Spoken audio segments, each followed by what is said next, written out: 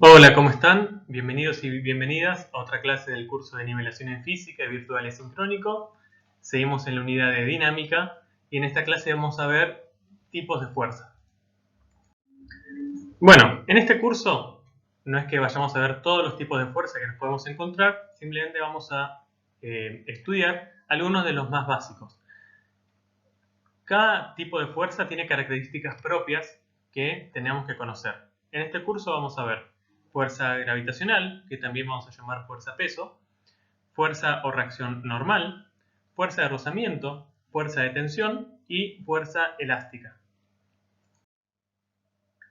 Bueno, arranquemos con la fuerza-peso. ¿Sí? Para pensar la fuerza-peso tenemos que tener en cuenta que los objetos, por el simple hecho de tener masa, se atraen entre sí mediante una fuerza que descubrió Newton, que se llama fuerza gravitatoria o fuerza gravitacional. Esta fuerza gravitacional está dada por la expresión que pueden ver acá, que es fuerza gravitacional igual a G, que es una constante universal, multiplicado por justamente el producto de la masa de ambos cuerpos, dividido por la distancia que separa ambos cuerpos al cuadrado. Ahora, esta ley se usa por lo general cuando estamos hablando de interacciones entre dos cuerpos muy masivos que se encuentran a una gran distancia. Cuando estamos hablando de cuerpos que se encuentran cercanos a la superficie de la Tierra, podemos hacer una aproximación que es simplemente considerar que la fuerza gravitatoria es igual a lo que llamamos fuerza-peso, que va a ser igual a m, la masa del objeto, por g, siendo g igual aproximadamente a 9,8 metros sobre segundo cuadrado. Además, tenemos que saber que esta fuerza, la fuerza-peso, siempre apunta hacia el centro de la Tierra. Por otro lado, tenemos la fuerza o reacción normal. Cuando un cuerpo se apoya sobre una superficie, produce una fuerza sobre esta superficie. Entonces, por tercera ley de Newton, sabemos que la superficie va a devolver al cuerpo una fuerza igual y opuesta. Esta fuerza siempre es perpendicular y saliente a la superficie. Entonces, como podemos observar acá, tenemos una superficie que está inclinada y la fuerza normal, que por lo general llamamos N, sale perpendicularmente desde el plano en donde se apoya el yunque que tenemos en nuestro ejemplo. Muchas veces la fuerza normal es igual al peso, pero no necesariamente ambas van a ser iguales. Para obtener su valor tenemos que avanzar sobre la resolución del ejercicio. No lo podemos presuponer de antemano. Y es quizás de las únicas que estamos viendo acá, la única que no podemos obtener su valor por medio de una fórmula. Simplemente tenemos que resolver el ejercicio para obtener cuál es su valor. Vamos con otra fuerza, que es la fuerza de rozamiento. La fuerza de rozamiento es una fuerza que siempre se resiste al deslizamiento del cuerpo. Para que exista, se requiere que hayan dos cuerpos que tengan superficies en contacto. Además, en cuanto a su dirección, tenemos que saber que siempre es paralela a las dos superficies que están en contacto. Como podemos ver acá en el ejemplo, tenemos dos superficies horizontales que están en contacto y la fuerza de rozamiento también conserva esa dirección, también es horizontal como las superficies que están en contacto. Hay dos tipos de fuerza de rozamiento. Podemos hablar de una fuerza de rozamiento estática o una fuerza de rozamiento dinámica.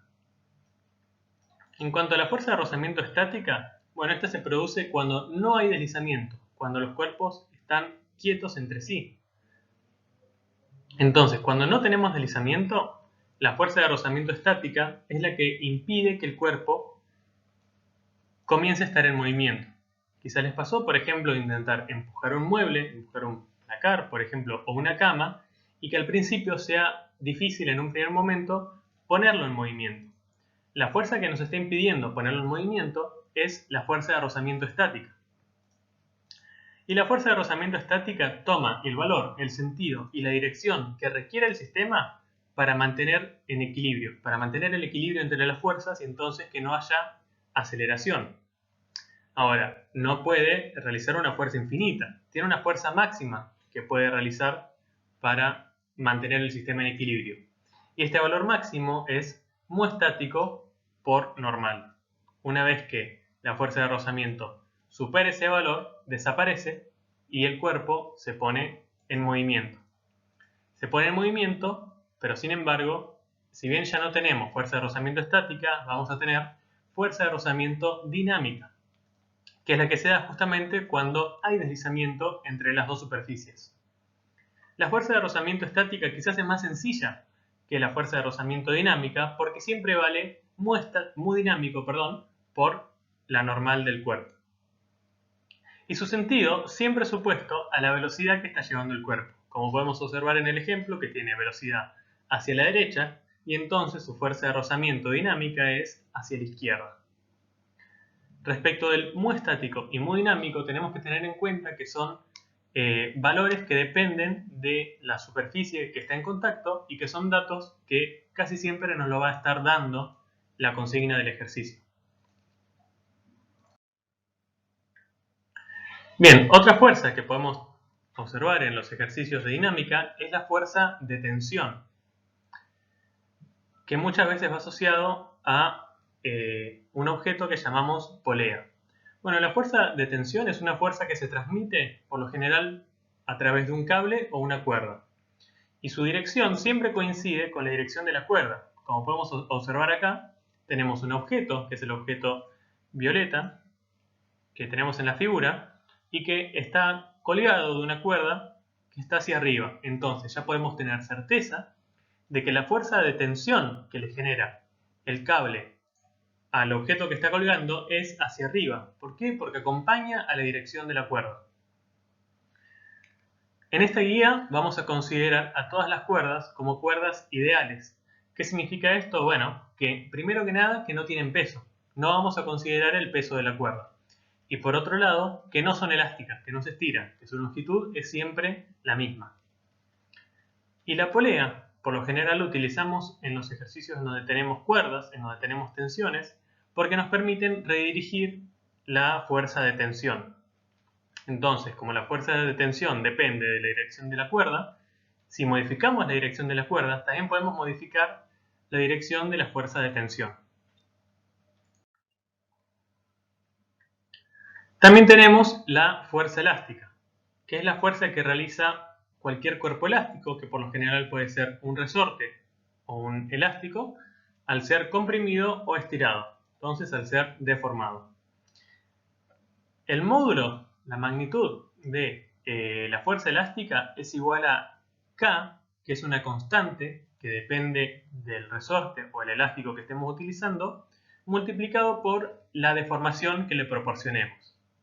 El delta X se refiere a cuánto lo alejamos de su posición de equilibrio, de la posición en la que no está haciendo ninguna fuerza.